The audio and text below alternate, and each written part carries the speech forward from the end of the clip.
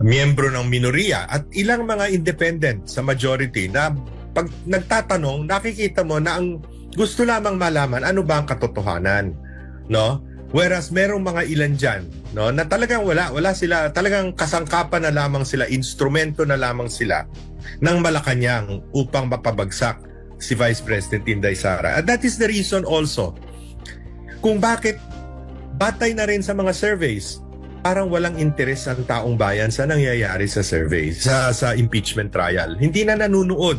O makinig man, kapraso, pakikinggan, tapos magsasara na ng kanilang mga cellphone, magsasara na ng kanilang TV.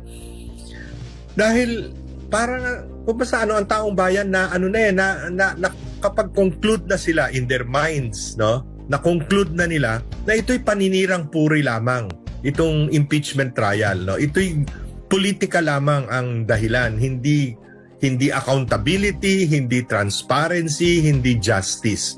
Ito ay paninira lamang at pamumulitika lamang. Kaya hindi na nakikinig ang taong bayan eh. Baliwala na sa kanila. Wala. Magkaaksayahan mo pa ba ng panahon niyang impeachment trial? Ganun na nangyayari ngayon.